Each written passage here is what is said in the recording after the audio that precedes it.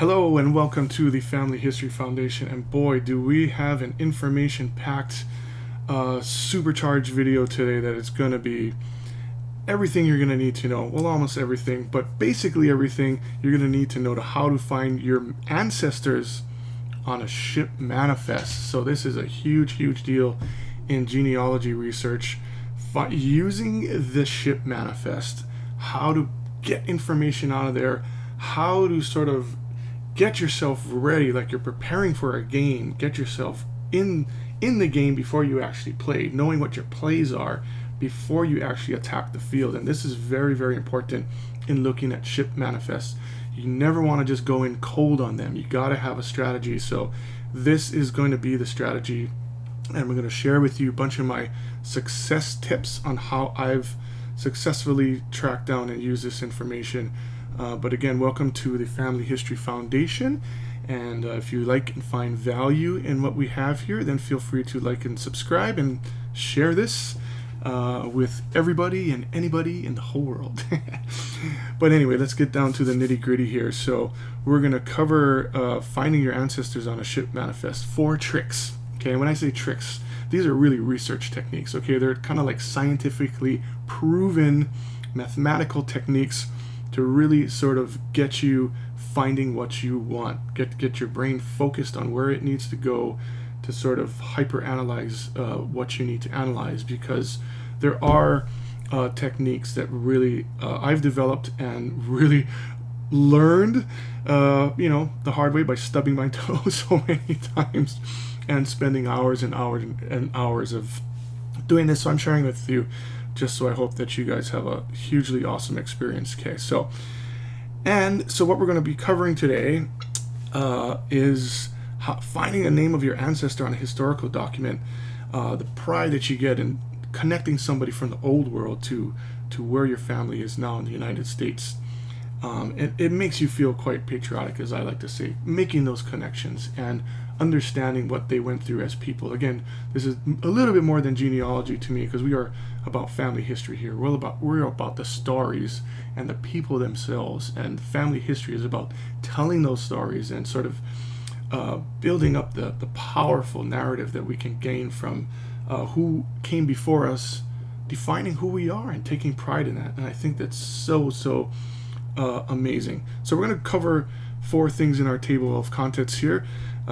Find the ship manifest year, and that's where we're going to start, looking at the year of the ship manifest. Okay, then we're going to go into ship manifest immigration records and look at the records and look at strategies surrounding those records. Okay, finding the year, manifest immigration records, and then we're going to be looking at identifying the correct ship manifest. Okay, and this takes some quick footwork sometimes. Okay, it takes a little bit of strategy, but don't feel daunted or overwhelmed.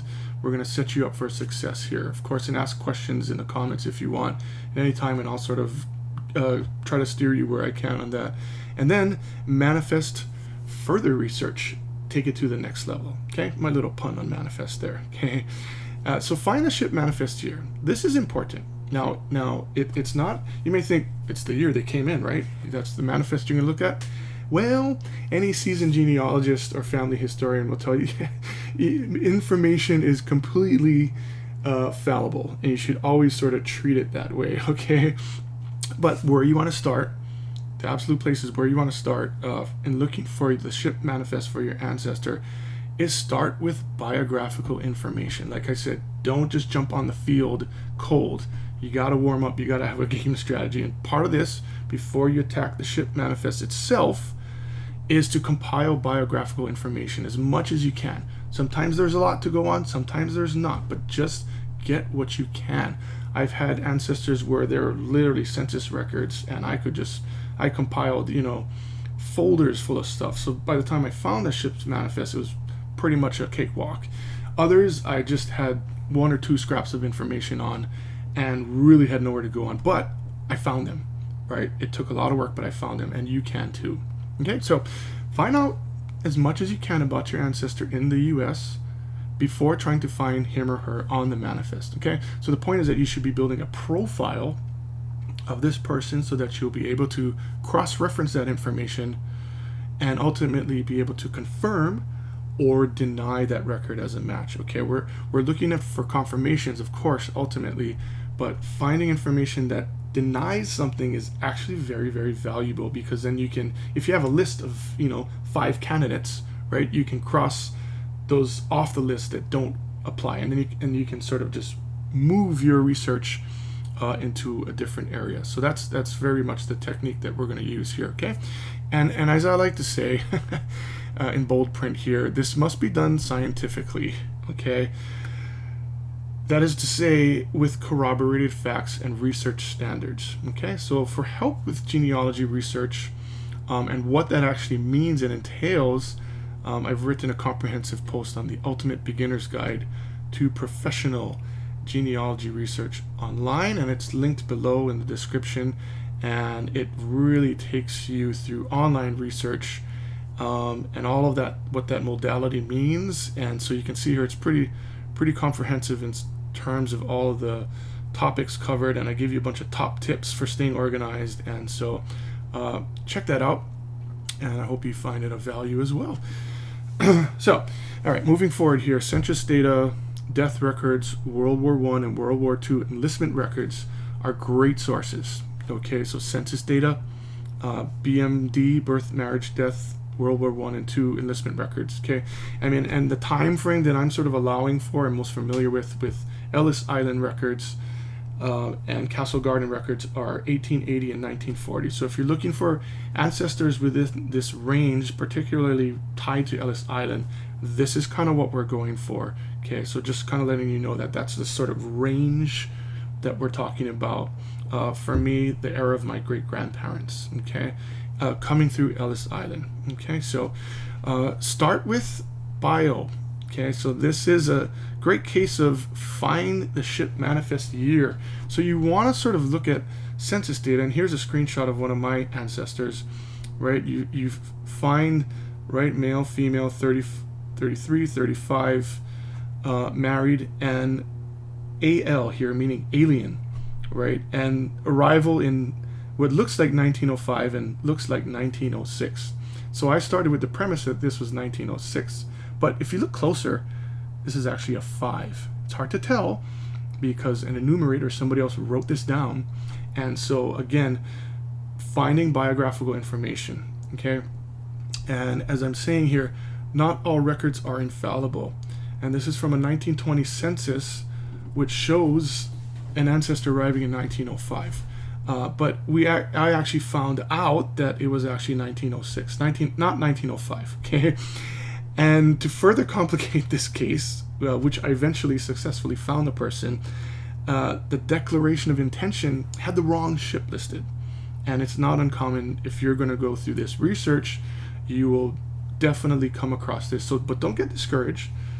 Just know through the techniques that we're providing here, you can march through this very, very carefully and successfully, and you will reach the state where you're going to find that information, and you're just going to be incredibly satisfied. Okay, so, and only through careful research did I find the correct ship. Okay, and you have to remember, this is very, very important to kind of keep in your mind, that census data and immigration paperwork were taken down by enumerators, by word of mouth, who only wrote down what they heard. So sometimes the information, was a little bit left or right of center. Okay, and not everyone remembered the name of the ship they came on, because when they filled out declaration of intention paperwork or petitions for naturalization, those could have been filled out years later after someone arrived in the United States and they already had started families and working, and they asked the person on the form, oh, what ship did you come on in what year? They may say, I don't remember what ship I came on, and some people do, some people don't. So we'll actually look at that in the following section to give you an idea of what that actually looks like. Okay, but before we do that, just sort of a general mindset as well.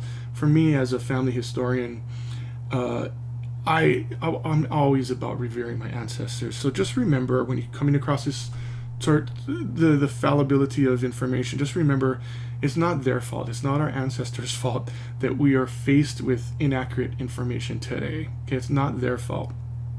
However, it is our responsibility to make sure we correct it.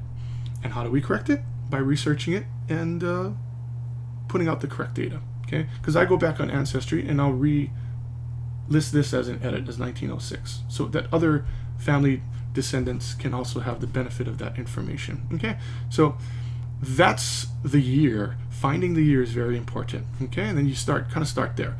So now you're going to jump into ship manifest immigration records. Okay, so once you have a year in mind, or as I said, a range of years, okay, you want to begin searching for immigration information. Okay, this is when you're kind of like getting psyched up, getting hot on the trail. Okay, only after you have exhausted trying to find things like declarations of intention or petitions for naturalization should you focus on your ship manifest. Okay, a declaration of intention and a petition for naturalization, although they have similar information listed, are not the same as a ship manifest. Okay, so the ship manifest was basically information about passengers, where they came from, age, things like that, and different ships had different sort of corpus of information listed with them. Okay, some included biographical information like hair color and eye color. Some didn't have that. Some had the exact town they came from, some didn't, and some had relatives they were staying with, some didn't. So it was very, very sort of touch and go, and you have to be prepared for that. But declaration of intention was basically a form filled out after a resident alien decides they wanted to apply and be a citizen, and they declared for that. That's what this form is. And a petition for naturalization was their actual petition to gain citizenship. Okay, and then they would refer back to the immigration documents to support their case and create a timeline of, okay, so when did this person actually arrive? And this is what our ancestors went through, and if it's not already apparent, this is what we are tasked with finding out. Okay, and often, 100 years in the past may or may not be super easy, but after you read this, you're going to make it happen. You are going to make it happen. Okay, so again, I suggest all this stuff because I went through all these mistakes on my own and had to figure it out myself. Luckily, in my day job, I'm a scholar and researcher, so it kind of came pretty easy for me. So, and it will for you too. Okay, so back to the sort of task at hand. Ancestry and Family Search have tons and tons, millions and millions of immigration records. So knowing when your ancestor arrived and a bit of his or her bio will help you identify the correct ship manifest. Okay, and there are, again, deceptively similar records out there. You may type in a name of an ancestor and it may come up with 5 ship manifest recommendations, and then you're like, well, which one is it? And that's where the research comes in. And for one of my great grandfathers, I'm not even making this up, there are about 10 other exact names coming from the same area where my great grandfather came, arriving within the range of 3 years. I'm not even making that up. And I was just kind of stifled at the point where, like, which one is the guy, right? But I eventually found the correct person through the methods I'm sharing with you here. Okay. And one top tip is to create file folders and download each record you come across so that you can keep track of them and eliminate the ones that aren't, and keep the ones that you eventually find, or the one that is actually, or ones, sometimes I've found more than one, believe it or not, that is yours. And this is an example from a declaration of intention, I believe, and it immigrated, and these are the same person, different forms. So I immigrated to the United States from Hamburg, which is Germany. So if you're finding these forms like declaration of intentions and it says I immigrated from Hamburg, you might think, well, my ancestor's not German. Well, you have to remember that these are the port cities from which all these ships left to come to Ellis Island. Okay, so there are major ports primarily in Germany that these ships left from. So your ancestor may have been born in other places in Europe, and especially during World War I, World War II, or even before, they sometimes left their home villages and towns and had to basically go from east to west across Europe, sometimes through hostile territories, sometimes through hostile conditions, just to get on the ship. Sometimes they went legally, sometimes they went illegally, right? So the process of getting to Hamburg was a whole different part of their journey, actually, that sometimes it pays to uncover. But when you see Hamburg, just know that that's kind of like where the ship left. It may not be indicative of your ancestral connection. And right, this is what I was facing on the vessel. Don't know. Right? You look at that, you're like, oh gosh, man, tell me something, right? But it does tell you where, or the village where my great grandfather's relative actually came from. And this is a different form, which actually was kind of filled out, even though it was the wrong ship. So another sort of, somebody trying to sweep my legs out while I'm trying to run. Hamburg, Germany. This was the name of the ship, which was the incorrect name of the ship, I found out later. But Juventus, which is actually not Russia, but Lithuania, right? So at least you found something. And for me, I kind of narrowed down the fact that, yes, actually I knew this person came from this village. So I'm like, okay, I'm hot on the tracks here. Okay, which is why finding biographical information is important. If you know this is a very small village in Lithuania, and you find that, okay, this has to be my ancestor, because very few people live there, and they all have to be related with that last name. So that kind of narrows your search down. Okay, and this is going to help you too. Okay? And these are two different declaration of intention documents, and sometimes you get the ship's names, sometimes you don't. So the golden egg, though. Okay, now listen up, listen very carefully. The golden egg of immigration information, as it pertains to a ship manifest, is called a certificate of arrival.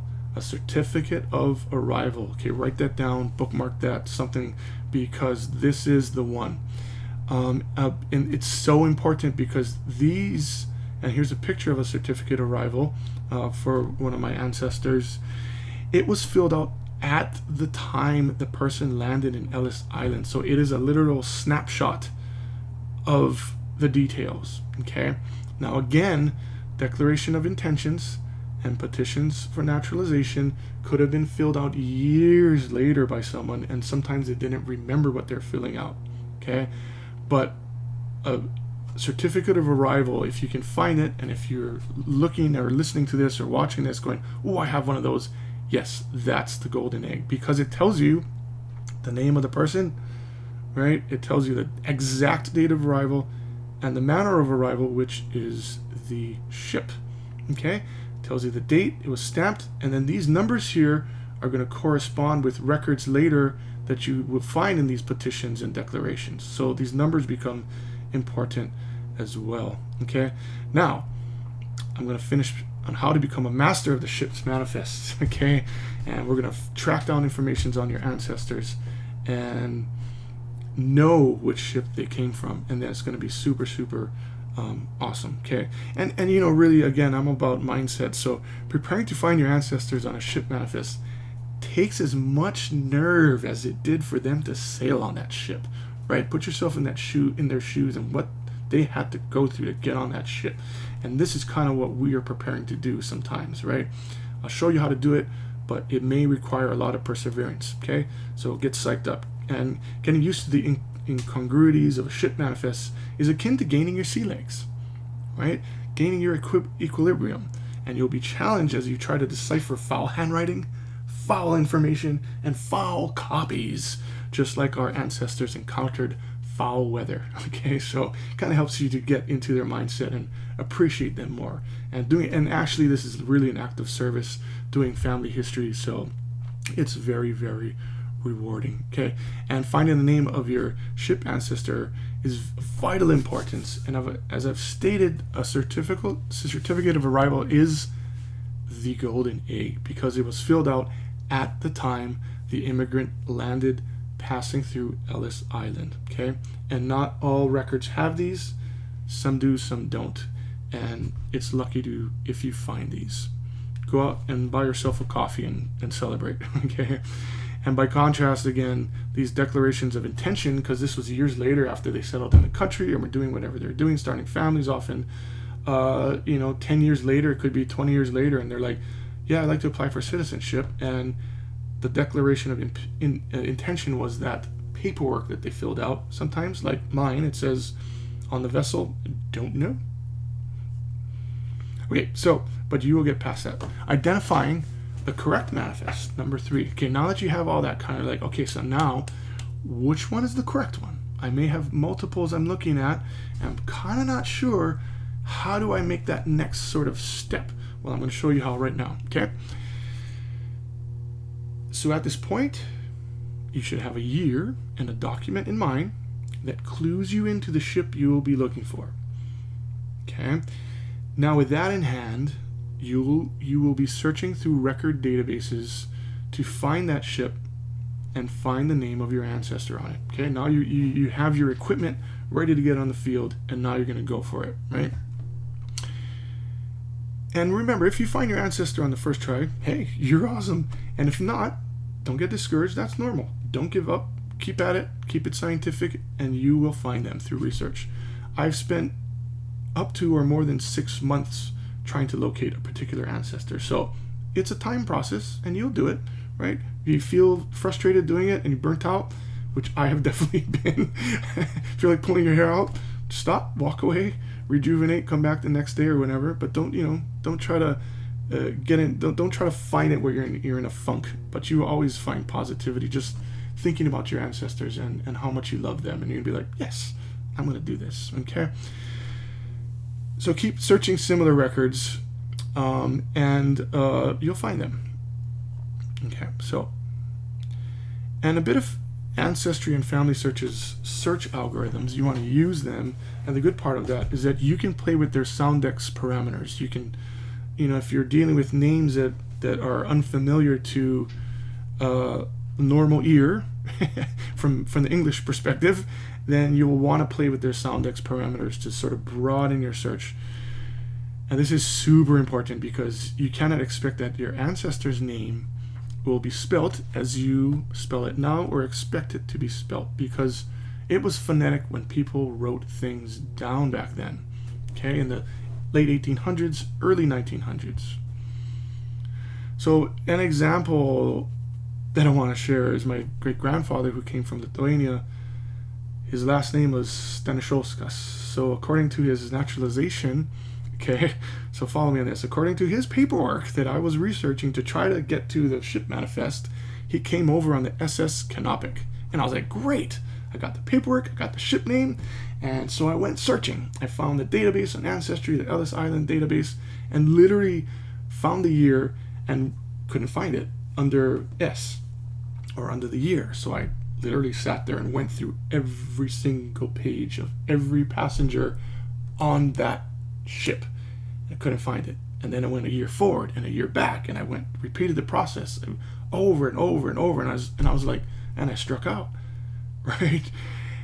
And come to find out, though, long story short, that he actually came over on the SS Castle, not the Canopy, under a different name, more like this name, which I don't even think is a real name. Okay, Stanisławski, and was listed in the research database index in Ancestry, something closer to Wilczewski. So again, I mean, the broad range of soundex from Stanisłauskas to this and then to Wilczewski is like, I mean, oh my gosh, it's like 180 degrees off course, okay? And I'm just sharing this as kind of a crazy example, because if I can do this, and I got through this, and I found this person, I actually did. If I can do this, you can do it too, okay? So if Ancestry and Family Search don't work, then here's a top tip. Use the Statue of Liberty Ellis Island website to search. Okay, and this I found of benefit. You can head over to the article to find the link out here. And their search engine, just be aware, is kind of fussy to me, but you can preview Manifest by zooming in, and you can kind of gather what you want, and then go back to Ancestry or Family Search to actually get the one you're looking for, because that's kind of the source information. So that's a top tip. Start there, and then go back to Ancestry to find the exact record you're looking for, and then you can download it and put it in your tree and all that sort of stuff. Okay, so I hope that's kind of clear. All right, and keep doing this until you found what you're looking for, and that's what I had to do. So, whew, oh my gosh. All right, so I hope you guys are still kind of in good shape here. Okay, so we went through 3 things, right? Trying to get to the manifest, and hopefully this technique here will get you to the exact manifest you need, and then get you over to the database you need, like Ancestry or Family Search, and then you can find it, and then you can confirm it by what's on the manifest itself. Okay? So further research. Okay? And it's always good to do further research. And even after all that, if you're still unable to locate your ancestor, yet you know they came over to the U.S. through Ellis Island, you're going to have to broaden your research. Okay, you're going to need to investigate every aspect of their life during their time in the United States. You're going to have to find as many supporting immigration documents from state archives, obtaining original scans, learn about how and why people emigrated during the time your ancestor left, right? You may have to go and understand the politics of World War I and World War II and movements of people and where ships came over, who built the ships, the nature of the transportation industry back then. I mean, all this stuff I kind of had to really look at, how long those voyages took and the nature of transcriptions. And then you're also going to find out, like, well, there are transcriptions in Ellis Island, but there are companion transcripts that actually exist in the German archives in German, and you may want to go look at those, because I've done that. But the good part, which I'll share in just a second, is that oftentimes the handwriting was way better in the European counterparts, which I've enjoyed looking at. So, look at the ports. You're going to have to really sort of beef up your research, join a research group on social media, and find others who know the specifics of the county of origin from where your ancestors came. And the social media part, I've joined Facebook groups of various European descent, and it's like people are so kind, and sometimes you come across people with your ancestor's last name or came from the village, and they can clue you into things that you would never have known about a different culture in a different area. And it's very, very, very heartwarming, really, to deal with this very, very kind and supportive community, and then also taking the time to support them. Okay, that's a lot, but I'm telling you what, it must be done. Okay, you must keep detailed records of each ship manifest you come across, and they should be placed in a well-organized files on your computer. Each manifest should be labeled like the file label when you download. It may come with an ancestry, number. You want to change the name of that JPEG or whatever's downloaded to by year, person's last name, and ship, so that you can search your computer or search your files to find somebody. You don't want to look at open a file folder and just find a bunch of numbers or something. You want to know, just by looking at it with your eye, who you're looking at quickly. So it doesn't take a bit of skill to do, but you guys will get through it. And I have another article that it's 6 ways to find hidden ship information, or information on Ellis Island manifests. And this is kind of a companion article to this.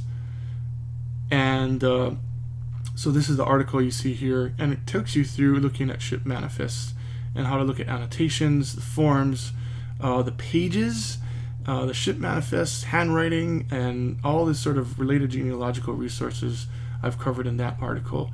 Also on familyhistoryfoundation.com. The link is below. You can check out that if you want to. I think it's a very useful article personally.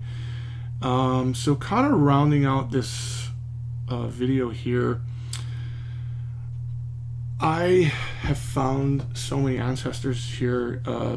One, I found 2 ship manifests which look like the same thing, but there's actually a person that went back and then came back from the United States, went back to visit family, and then came back. So I got a lot of biographical information between like 1906 and 1922 when the forms were different. And I found so many cool things. And another top tip I'll leave you with here, and has been a lifeline, really been a lifeline for me, when you're looking at this, and this is what you see here, this is what a ship manifest looked like. If you're used to researching them, yeah, you know what these look like. If not, this is what you're kind of faced with, which is why going to this article on how to find and decipher these things here is kind of important, because this is what you'll be looking at. Wow, what is that? Okay. But top tip for me has always been focusing on the town that my ancestors came from. And I was lucky in a sense, because they all came from small rural farming villages. So if I found the name of village, my logic was, well, they got to be related, right? If you can't have the same last name from a small town in the 1900s or late 1800s, they got to be family. So sometimes I found people that were or were related. So it was a kind of top tip to look at the town. Wherever it says on here, the town, like this is, looks like where they came from, right? Then you can focus on that. Just kind of scan down and look for place names that look familiar to you. And then look for last names that look familiar, right? And another technique that I've really enjoyed was sometimes I found relatives on the same page. Like if I just had stopped with one person, I would completely have missed the opportunity to do more genealogy, where I just always take the time to scan everybody because something might look similar. Okay, so, and again, that technique has been very, very successful for me. So, whew, that was a lot. I hope you guys really found this of benefit, and thank you for watching this video from the Family History Foundation on how to find your ancestors on a ship manifest. 4 tricks. And let me know in the comments if you found any successes, or if you have any questions. I'd surely be happy to answer any of them. And really honestly, like and subscribe if you like this channel and find value in what we do here. And I'll leave you with, have a great fantastic day. Hope you enjoy yourself.